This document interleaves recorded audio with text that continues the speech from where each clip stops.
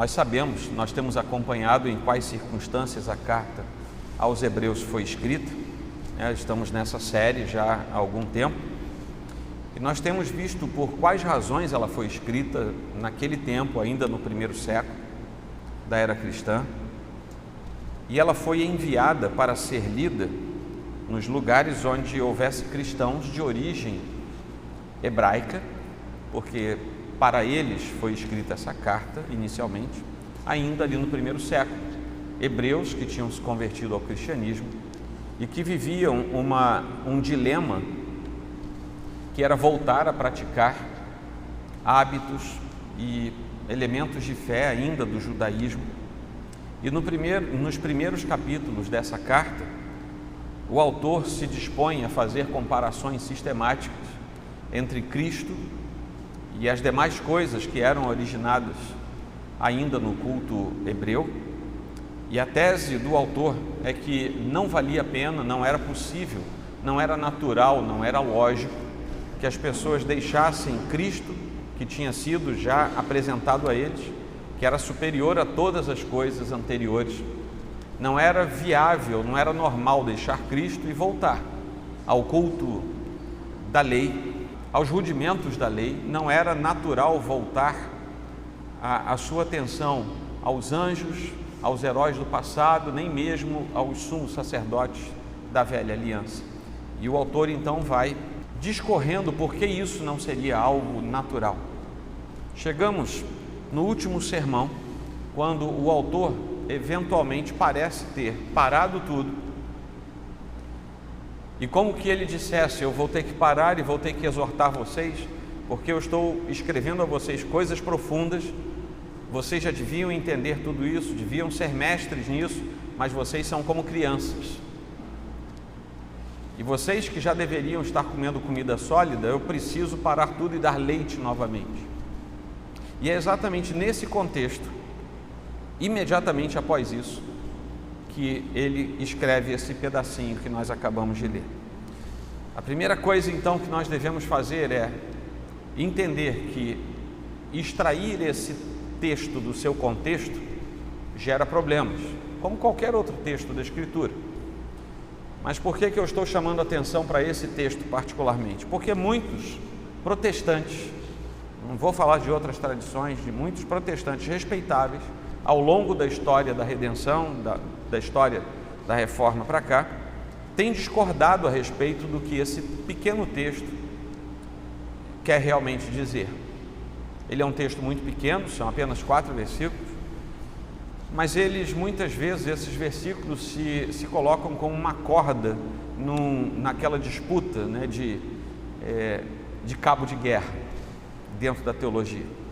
Uma pessoa, por exemplo, que tenha sido criada numa tradição wesleyano-arminiana, por exemplo, ou semi-pelagiana, ela vai ter uma noção bastante arraigada de que esse texto aqui ele está confirmando a possibilidade de que pessoas dentro do universo de Deus podem perder a salvação, num ato contínuo podem voltar a ganhar a salvação e depois podem perder de novo, podem ganhar de novo, até que num dado momento vai ser impossível fazer isso de novo, porque afinal de contas aqui diz, é impossível, né? Para aqueles que estão nessa gangorra espiritual, é impossível uma vez voltar a uma presença que seja saudável, a uma instância que seja salutar.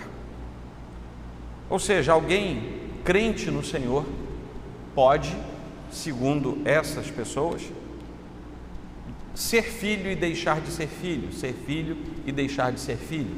E esse vai e vem faz parte de um contexto teológico que não é o nosso, em que as pessoas acreditam dessa forma. E esse texto muitas vezes é usado para isso. A segunda coisa que eu gostaria de chamar a atenção é que sim, nós precisamos reconhecer que essa é uma passagem complexa. Se você esteve aqui na EBD que o presbítero Vitor deu ainda há pouco, você deve se lembrar de alguns conceitos que ele nos deu. Essa é uma passagem complexa, de difícil compreensão, porque ela parece indicar alguma coisa que no fundo nós vamos ver que não indica, mas que pode ser distorcido, como eu falei no primeiro caso. Quando nós olhamos aqui para o versículo 4 e para o versículo 5, por exemplo, nós vamos ver que há sentenças muito complexas nesses dois versículos, principalmente, mas se estão na Escritura, nós precisamos lidar com eles. Há um terceiro elemento do nosso cuidado, que é o fato de que essa pequena passagem nos diz algumas coisas que são difíceis de engolir. Eu falei primeiro difíceis de entender, agora são difíceis de engolir. E às vezes há passagens na Escritura que se tornam difíceis de engolir, não necessariamente porque sejam difíceis de entender, mas porque elas são tão cristalinas e tão translúcidas que nós entendemos perfeitamente, e quando entendemos não queremos aceitar aquilo para a nossa vida. E essa passagem, depois de explicada, ela se torna translúcida. E aí vem esse dilema: eu vou absorver isso ou não? Eu vou aceitar isso ou não? Como se a palavra de Deus fosse uma espécie de roleta que nós giramos e escolhemos aquilo que nos dá vontade. E finalmente, é claro, essa passagem nos obriga a ter um trabalho árduo de autoexame. Ela não pode ser estudada com superficialidade, mas é claro que no momento de um sermão não podemos ser totalmente exaustivos, mas o fato é que essa passagem nos obriga a pensar sobre os nossos compromissos finais com o Senhor Jesus Cristo. Isso é precisamente aquilo que o autor queria que os leitores do seu tempo fizessem, e obviamente, por ser a palavra eterna e inerrante do Senhor, é isso também que Deus quer que nós façamos: olhar para dentro de nós e ver aquilo que nós somos, né? A palavra de Deus é totalmente boa, é totalmente instrutiva para as nossas almas, e nós precisamos, de forma coerente, minimizar as coisas difíceis nessa passagem, a fim de que nós possamos estar abertos àquilo que o Senhor quer nos dizer, para aprender aquilo que Ele quer nos ensinar através desse texto. Então, meus irmãos, é assim que nós vamos prosseguir. O primeiro ponto que eu gostaria de destacar é que o autor sagrado está aqui falando contra a apostasia. Isso é claro. Nos versos de 4 a 8, que compõem exatamente o trecho que eu li, há um forte aviso que é entregue pelo autor sagrado ao povo de Deus, inicialmente aos hebreus convertidos ao cristianismo, mas isso se aplica a nós hoje, a respeito do perigo que alguém pode ter assimilado na sua vida de professar ser um cristão sem ser de fato um cristão. Ou seja, há pessoas que professam ser cristãos, mas não têm fruto visível de serem cristãos. Não têm compromisso com Cristo, e isso em dado momento vai aparecer. São frutos que aparecem na nossa vida. E aqui nós precisamos observar que, nesse texto, que os cristãos devem prestar atenção, nós como cristãos devemos prestar atenção nas advertências de Deus contra a apostasia, que nada mais é do que o abandono da fé, o afastamento da profissão original que nós fazemos em Cristo Jesus. É sobre essa advertência que esse pequeno trecho trata para nós. E como o termo apostasia, nós não queremos dizer que um verdadeiro crente, no âmago da sua espiritualidade, um verdadeiro crente no Senhor Jesus Cristo, é capaz de perder a sua salvação. Eu já tiro logo essa dúvida. O que é que o pastor vai falar nesta noite? Eu vou falar sim sobre apostatar, mas eu quero dizer para vocês que apostatar neste texto que foi lido, não representa a perda da salvação, mas representa a migração para um estágio em que a salvação não é possível. Tá? Uma das coisas que hoje foi tratada aqui na EBD é a questão dos paradoxos na Escritura. Esse não chega a ser um paradoxo completo, mas ele é um paradoxo aparente. Isso não é só um aviso, isso vai além de um aviso, porque ele se refere a alguém que fez o que parece ser uma profissão de fé e que se estabelece como uma profissão de fé crível. As pessoas creem naquilo, a igreja crê, o conselho crê, As pessoas podem fazer a sua profissão de fé pública e nós não sondamos o coração de ninguém. E, no entanto, no momento dado da sua história, ele repudia por atos ou por palavras ou por gestos, e os seus frutos começam a mostrar isso, repudiam, viram as costas a Cristo e seguem em outra direção. É uma pessoa que externamente professa a Cristo como seu Salvador, de forma muito semelhante, se não aparentemente idêntica a uma outra pessoa que faz isso de modo genuíno. E é isso que nós vemos, os nossos olhos veem duas pessoas, por exemplo, uma que o faz de modo verdadeiro e outra que o faz de modo falso. Então é claro que este aviso nos lembra que existe algo possível no meio da igreja, como uma falsa profissão de fé, e as igrejas locais estão repletas de pessoas que fazem falsas profissões de fé. A essas pessoas, numa das linguagens metafóricas dos evangelhos, o Senhor diz que elas são o joio, que ficam ao lado do trigo e crescem e se parecem muito, e se parecem tanto que o Senhor diz: não arranca o joio, porque pode ser que você arranque o trigo junto. Deixe estar, porque haverá um dia em que o próprio Senhor vai separar o joio do trigo. Isso não compete a nós. Então, essas pessoas que são o joio, que fazem uma falsa profissão de fé, na verdade não têm o Senhor Jesus em seu coração, mas podem estar entre nós de modo muito pacífico. Às vezes são boas pessoas, e o fato de elas não terem feito uma profissão de fé genuína não quer dizer que se tornem criminosos, meliantes, pessoas procuradas pela justiça. Não é nada disso. São pessoas que às vezes convivem 20, 30, 50 anos dentro de uma igreja, mas que têm a profissão de fé não feita de modo genuíno no seu coração. Lá em 2 Pedro 1, 10 e 11, nós lemos o seguinte: por isso, irmãos, procurem com empenho cada vez maior confirmar a vocação e a eleição de vocês, porque fazendo assim vocês jamais tropeçarão, pois desta maneira é que lhes será amplamente suprida a entrada no reino eterno do nosso Senhor e Salvador Jesus Cristo.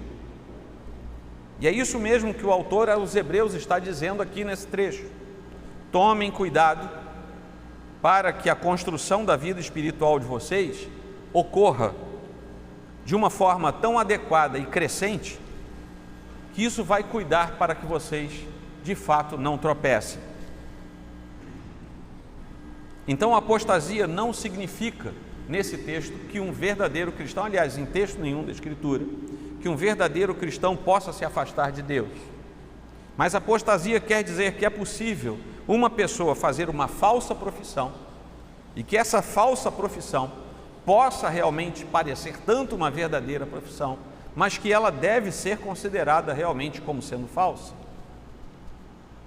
A partir do que existe um repúdio, existe apostasia colocada por essa pessoa sobre a figura do nosso Salvador. Um exemplo clássico disso está aqui na Escritura, é a descrição de João, o evangelista, o apóstolo, que faziam a respeito das pessoas que faziam parte da congregação e que mesmo assim deixaram o convívio dos santos.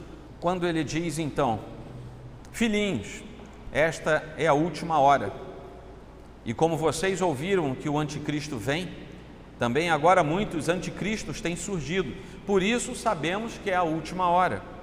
Eles saíram do nosso meio, mas não eram dos nossos, porque se tivessem sido dos nossos, teriam permanecido conosco. Mas eles se foram para que ficasse manifesto que nenhum deles é dos nossos.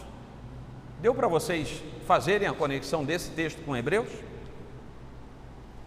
Porque quando Hebreus diz a respeito da impossibilidade do resgate daqueles que abandonaram, está falando exatamente dos mesmos que Pedro e que agora João estão falando.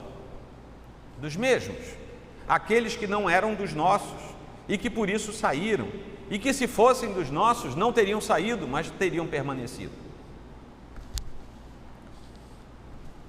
João aqui está descrevendo isso, eu li em 1 João 2, 18 e 19.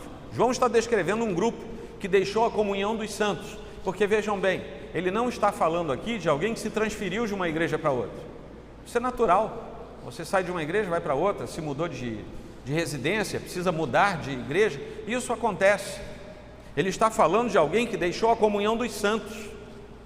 E ele está dizendo, ele deixou a comunhão, esses que saíram, abandonaram, deixaram a comunhão dos santos, porque não eram contados entre os santos. Eles não eram santos do Senhor. E por isso eles foram embora, porque se eles fossem santos, teriam ficado entre os santos. Essa é a tese de João. As suas ações demonstraram que eles não viviam sob a mesma realidade espiritual. São aqueles que facilmente nos nossos dias, por exemplo, vão atrás de quaisquer que sejam as novidades. Eu não preciso mais ir à igreja, eu ligo a TV, eu escolho uma igreja e eu fico lá vendo. Isso não é comunhão dos santos. Isso é uma ferramenta que nós temos, que pode ser lícita, dependendo de quem você assista, vai ser lícita, dependendo de quem você assista, é quase criminoso contra você mesmo, mas é uma ferramenta que pode ser lícita, mas não é a comunhão dos santos. Não pode se trocar a comunhão dos santos pela televisão. Não existe a previsão na Escritura de alguma coisa como crente em casa, não existe. E por que é tão fácil para algumas pessoas adentrarem por esses caminhos? Elas podem, quem sabe, fazer um autoexame a partir desse texto de Hebreus. Quem é você? Qual foi a sua profissão de fé? É genuína ou não é? Agora, também há uma outra coisa. Há cristãos que têm uma boa doutrina, têm um bom insight teológico, mas têm pensamentos fixos. É gente que não consegue antever que Deus não é um Deus, que por mais que Ele diga quem Ele é, e que nós entendemos até certa parte, até certo ponto, quem Ele é, não é possível nós dizermos Deus só faz assim, ou Deus só faz assado. Não compete a nós julgar os atos de Deus. E essas pessoas que muitas vezes têm boas intenções, começam a funcionar no meio da comunhão dos santos, como se fossem polícias da fé alheia. É o outro extremo. Deus não ordenou que um vigiasse a fé do outro. Cada um examine a si mesmo, como no ato da ceia, cada um examine a si mesmo e perceba onde é que está o seu coração. A Bíblia nunca mandou que um vigiasse o outro. Manda que a gente suporte um ao outro. Suportar no sentido de dar suporte. Mas nunca a Bíblia me mandou eu ficar atrás do JP para saber se ele é crente ou não é. Isso não é minha função. Isso é trabalho do Espírito Santo no coração dele. E o que acontece é que essas pessoas terão uma grande facilidade em olhar para um texto como esse, por exemplo, falando sobre pecado imperdoável, que aqui está, falando sobre alguém que permanece longe da fé, que aqui está, e sempre terão um quê de morbidez teológica nas suas ações, esses que têm um olhar fixo, rígido. Não estou falando que se deva abrir mão da sã doutrina, mas eu estou dizendo, Deus é soberano, inclusive sobre a própria igreja, inclusive sobre a sã doutrina. Ele é o dono disso tudo, não somos nós. Ele não mandou que nós fôssemos uma agência reguladora do governo. Ele não mandou isso. Ele deixou que o seu Espírito fizesse isso. Na maioria das vezes, os que muito acusam são aqueles que têm potencialidade, se não tem prática, tem potencialidade para dar frutos que sejam também danosos. Porque esses que assim funcionam são o retrato contemporâneo da síntese farisaica dos tempos de Jesus Cristo. Quem eram os fariseus? Senão aqueles que tinham uma teologia elevada, que ficavam vigiando todo mundo, regulando o que as pessoas podiam ou não podiam fazer dentro da estrutura do culto a Deus. Nós não podemos ser assim. O Senhor criticou durante todo o seu ministério a ação dos fariseus. Por outro lado, se há esses assim, há irmãos que são realmente frágeis, irmãos fraquinhos, mas que são irmãos, devem ser respeitados e considerados como irmãos, mas são fraquinhos, eles vivem assustados, eles vivem talvez com uma tristeza espiritual no seu coração, porque ao contrário dos demais, eles vivem assustados com a possibilidade de serem eles que vão perder a graça do Senhor, porque eles têm uma fragilidade, ou porque eles creem naquela outra doutrina que eu falei. São irmãos, amados, queridos, mas são frágeis, a doutrina deles é incipiente. Agora, eu não vou pegar um megafone para a rua falar mal dos outros, que o Senhor mesmo toque no coração deles, mas são irmãos frágeis, que eles acordam todo santo dia na esperança de agradar ao Senhor para não perderem a salvação. Você imagina que vida torturante no seu espírito é não saber se está salvo, mas o Espírito Santo vai comunicar ao seu coração. Eu sei, mas ele comunica, mas eu perco a salvação, o que eu vou fazer? Imagina o pavor espiritual desses irmãos sinceros. Eu estou falando de alguém que fez uma verdadeira profissão ao Senhor, mas através de uma doutrina que é frágil, é fraquinha, é incipiente, é humanista. O que é importante para o cristão sincero, seja ele forte, seja ele fraco, é ver os sinais da graça que estão sobre a sua vida, porque é isso que nos basta, a graça de Deus sobre cada um de nós. Em seguida vem a queda. Se a gente vê aqui uma orientação de Deus para nós termos cuidado com relação à apostasia, depois nós vemos o traço da queda, a queda daqueles que estão descritos aqui. Eu não estou falando da queda lá no Éden, não, estou falando da queda desses 4 versículos aqui. E nesse ponto o autor aos Hebreus está considerando algumas questões que são bastante importantes. Uma das primeiras dessas questões tem uma relação com a advertência que ele acabou de fazer do 5:11 ao 6:3, que foi o tema do sermão passado. Isso por quê? Porque crentes frágeis, crentes imaturos, que deveriam ser mestres, mas agora tiveram que voltar para os primeiros ensinos a respeito dos batismos, a respeito de coisas simples, que são primárias no caminho. Esses crentes frágeis, infantilizados, imaturos na fé,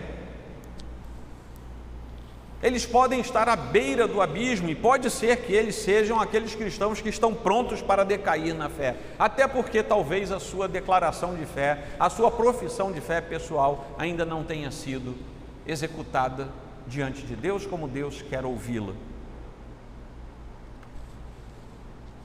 Então, da forma que a apostasia é mencionada, na verdade, a negação de Deus e de sua salvação,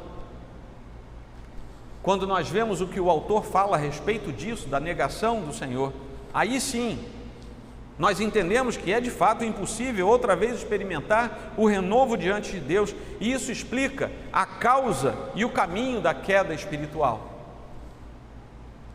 E quando nós entendemos o que isso fala a respeito de nós, como nós sendo filhos de Deus, isso não se encaixa com o resto da Escritura. Ou seja, não estamos falando aqui de nós verdadeiramente salvos, declinando da salvação. Em suma, o pecado apontado era um só, o que está aqui era um só, e nós depreendemos isso dos primeiros capítulos da carta. Eu vou falar de novo aqui, que eu já falei várias vezes. Uma carta é para ser lida ela inteira. Nós lemos aos pedacinhos, que é para a gente ter didática para o sermão, mas nós precisamos entender cada pedacinho dentro da carta inteira. E quando nós lemos esse trechinho de hoje, ele precisa ser encaixado na leitura que nós fizemos desde o capítulo 1, versículo 1 até agora. Senão não faz sentido. Extrair isso do seu contexto não faz sentido. Ora, as pessoas que praticassem isso estariam fazendo uma troca, que é exatamente a troca que ele condenou nos primeiros capítulos. E que troca é essa? Vocês já conheceram Cristo, vocês já viram Cristo, vocês tiveram informação de Cristo. E Cristo é o único que pode trazer justificação para os pecados. Justificação, perdão para os pecados e justificação daqueles que vão até Ele. Somente Cristo. E quando uma pessoa troca Cristo por outra qualquer coisa, está trocando a justificação que é oferecida por Cristo por alguma outra forma de justiça ou de justificação. É isso que o autor está dizendo: não troque a justiça de Deus por nenhuma outra justiça. É como se ele estivesse falando: vocês lembram que eu falei que não faz sentido trocar o sumo sacerdote segundo a ordem de Melquisedeque pelos sumos sacerdotes da antiga aliança? Vocês lembram que eu falei que não faz sentido vocês trocarem Cristo por Moisés? Vocês estão lembrando que eu falei para vocês? Não faz sentido trocar um culto livre diante de Deus por um rito travado da velha aliança. Vocês estão lembrando disso? Então, se vocês trocarem Cristo por essas coisas, primeiro, vocês nunca conheceram Cristo como Ele é, e segundo, vocês estão dizendo: a justiça de Cristo não é suficiente, eu quero a justiça da lei para mim. É isso já ia dizendo que é Paulo que está falando. Calvino achava que era, mas eu não vou entrar nessa luta não. É isso que o autor aos Hebreus está falando aqui. Vocês estão querendo trocar a justificação do sumo sacerdote, que é aquele que é o sacrifício, é o altar, é o sacerdote, e é o próprio Deus que recebe. Vocês estão querendo trocar isso pela justiça da lei, e quando vocês fizerem isso, vocês vão assumir todo o risco. Vocês vão fazer isso por sua própria conta e por seu risco, porque Cristo, o Senhor que justifica, não vai justificar aqueles que trocam a sua justiça pela justiça da lei. É por isso que é imperdoável. É por isso que não há perdão, porque alguém disse: eu sei que Cristo está ali, eu sei que Ele é a justiça, eu sei que a cruz veio, eu sei que Ele... mas eu quero ficar como na antiga aliança. Eu quero matar um bezerro, eu quero levar uma rolinha lá no templo, eu quero continuar derramando sangue. É disso que ele está falando. Ele está falando para hebreus que sabiam, entendiam o que ele estava falando. Ele não está falando aqui para cristãos do século XIX restaurarem o pensamento de Pelágio. Ele não está falando isso. Isso seria anacrônico. Como auxílio bastante prático, eu estava me lembrando de um texto do Lloyd Jones, do Dr. Martin Lloyd Jones, em que ele faz uma distinção clara entre autoexame e introspecção, no seu livro Depressão Espiritual. E ele toca exatamente nesse ponto. Diante das perspectivas, nós precisamos fazer um autoexame. E qual é a diferença que ele estabelece entre autoexame e introspecção? Ele diz que nós devemos fazer autoexame, introspecção não. O autoexame é temporário. O autoexame, você suspeita de coisas na sua vida espiritual. Você vai para frente do espelho da sua alma e você faz um autoexame, detecta aquilo que precisa ser alterado. E o tempo é curto. E diante de Deus você percebe o que precisa ser alterado, se rende ao Senhor e o Senhor ajuda você. E ele diz, pelo contrário, a introspecção não tem tempo, ela é prolongada demais. E se você permanecer de forma introspectiva no universo espiritual, você vai ser um cristão com uma fé totalmente deprimida, você vai ser um deprimido espiritual. Porque você não vai sair daquele circuito. A introspecção não leva você e suas mazelas até Deus. A introspecção tenta fazer você olhar para dentro de si pelo resto da vida, como se houvesse justiça em você. É isso que o autor está dizendo: não façam, não olhem para trás, olhem para frente, porque Cristo está lá. Olhem para a justiça de Deus e não para a justiça da velha aliança, que aliás, não era nem da velha aliança, ela apontava para Cristo do mesmo jeito. Se o foco está lá dentro da pessoa e não está em Cristo, na sua face e no espelho das suas promessas, as promessas de Deus, esteja certo que esse cristão vai ser espiritualmente deprimido. E você deve conhecer cristão espiritualmente deprimido. Geralmente é aquele crente chato, sabe? E não vou nem falar mal dele, não. É um crente chato porque ele não consegue sair.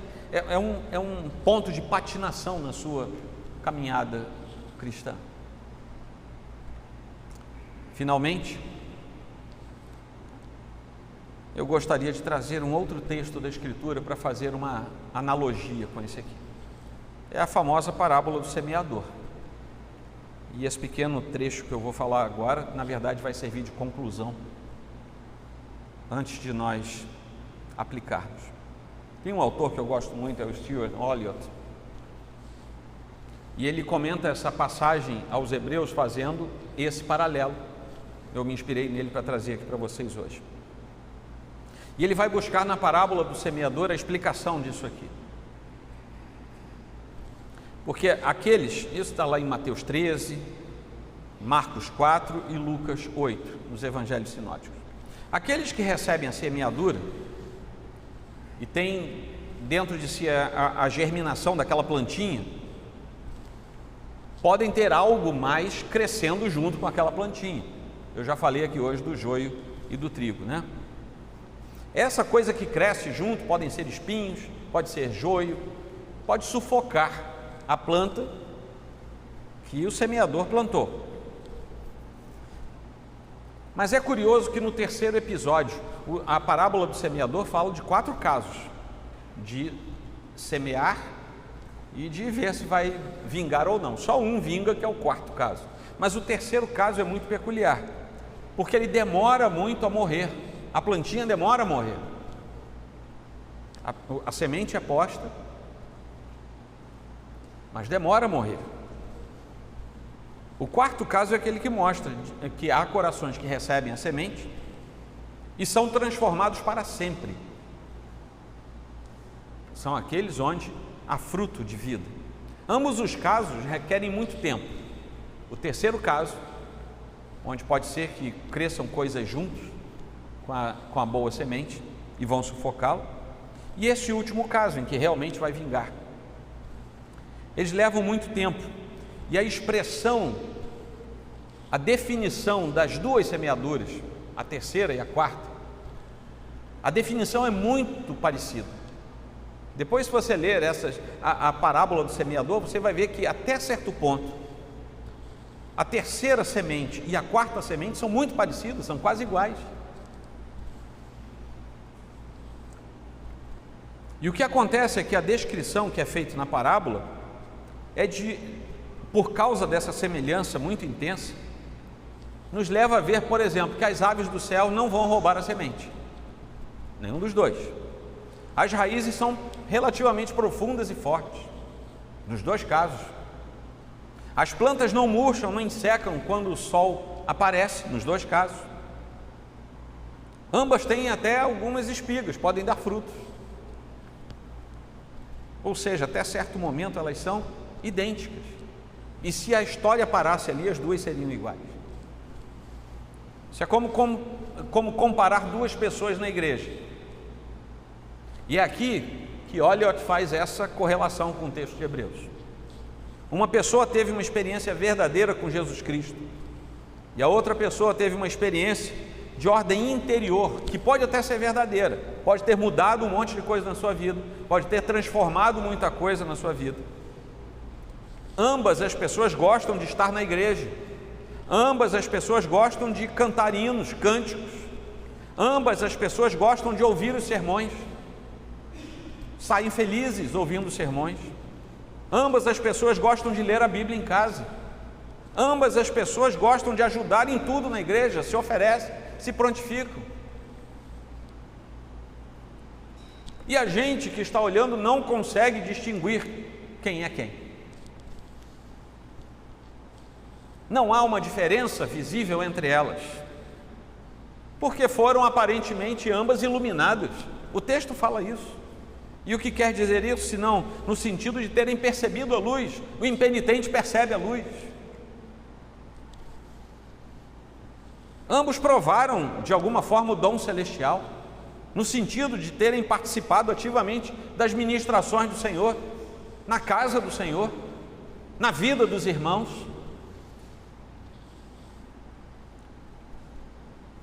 Ambos, de certa maneira e em certa medida, se tornaram participantes do Espírito Santo. Em que sentido? De terem tido experiências didáticas oferecidas pelo Senhor. A palavra de Deus nos ensina não apenas o aspecto mais profundo da nossa espiritualidade, mas coisas do nosso dia a dia. E essas pessoas podem ter tido contato com isso. Até que chega um tempo determinado em que o verdadeiro cristão e o apóstata vão se tornar distinguíveis entre si, como aconteceu com a terceira e a quarta semente, porque até um certo ponto ninguém sabia a diferença. Quando isso acontece, isso se torna visível aos olhos de todos. Voltando lá para a parábola, depois de muito tempo, uma das plantas vai produzir 30, 60 e até vezes mais. Você planta uma sementinha e ela vai produzir 30, 60 ou até 100 vezes mais aquilo que você plantou. Enquanto isso, todo mundo olha para outra plantinha, porque elas são iguais.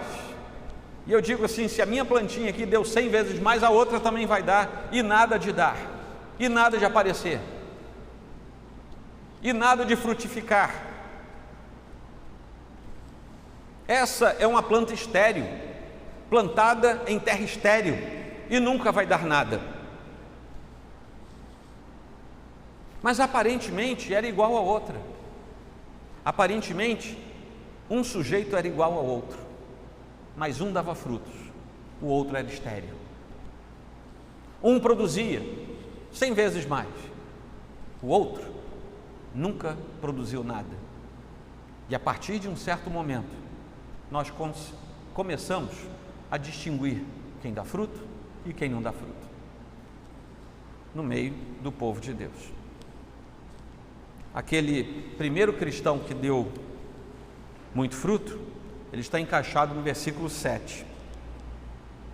Porque a terra que absorve chuva, que frequentemente cai sobre ela e produz plantas úteis para aqueles que a cultivam, recebe bênção da parte de Deus.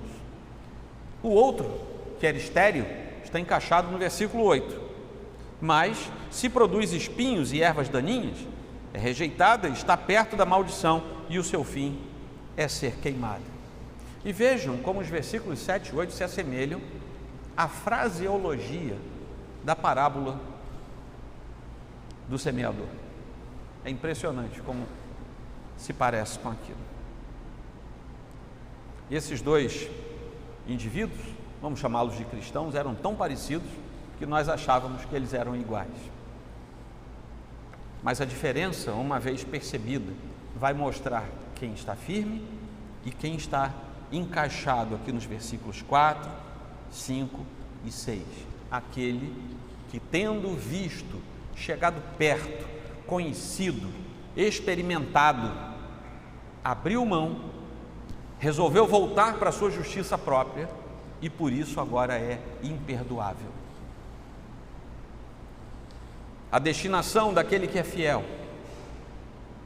é a honra por causa dos seus frutos e receberá bênçãos da parte de Deus. Está no versículo 7. Enquanto aquele outro passa a ser rejeitado por Deus e a sua destinação final é ser queimado.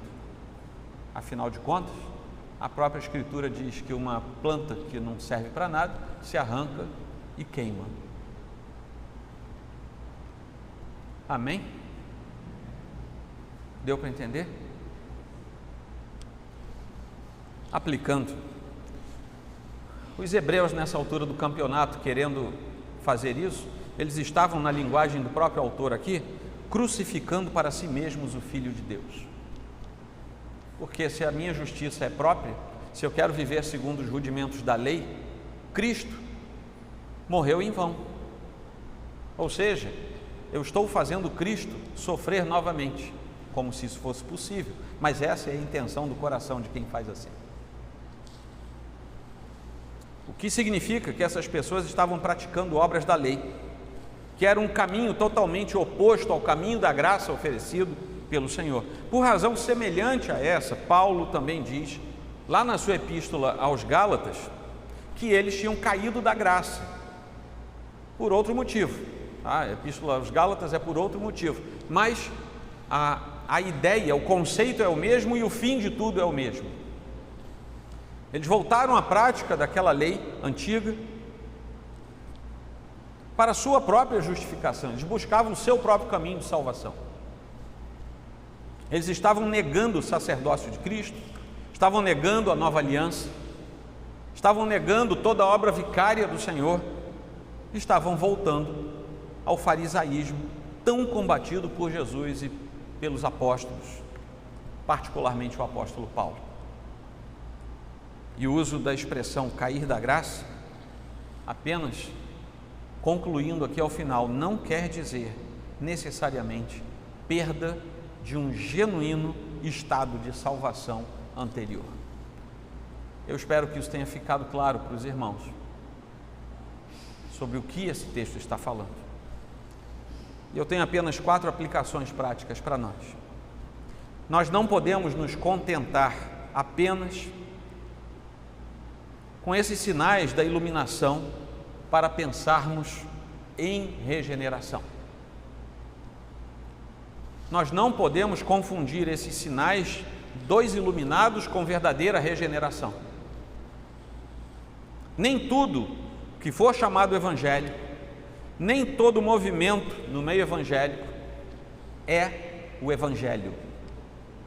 Tem muita coisa que parece, mas não é.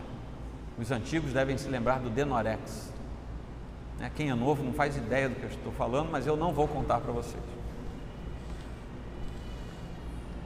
Segundo, é que o autor aos Hebreus se dirige a todos os crentes, em todas as eras, em todas as culturas, em todas as línguas.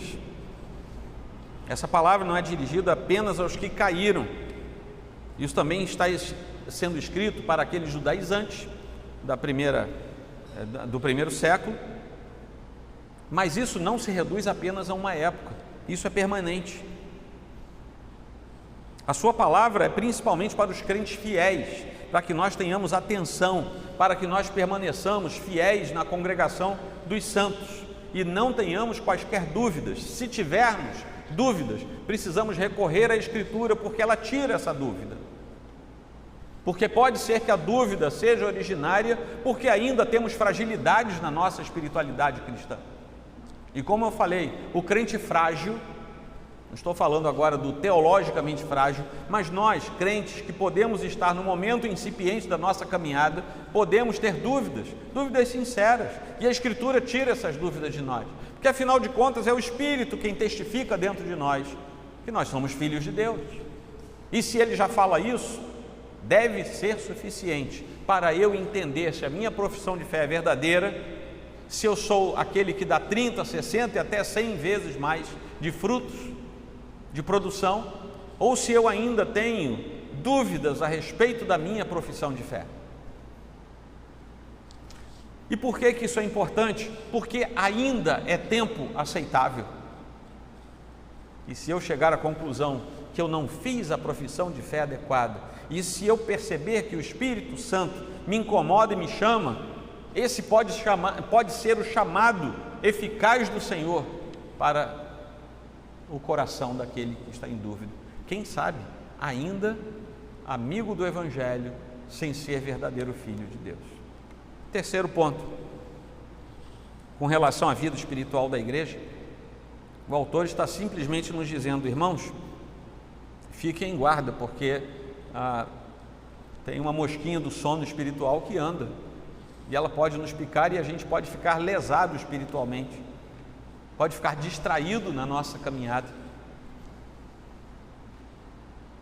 E é exatamente nesse ponto de distração que aparece sempre um pecadinho, e esse pecadinho passa a ser agasalhado no coração. Ele se torna um pecadinho de estimação. É só um pecadinho.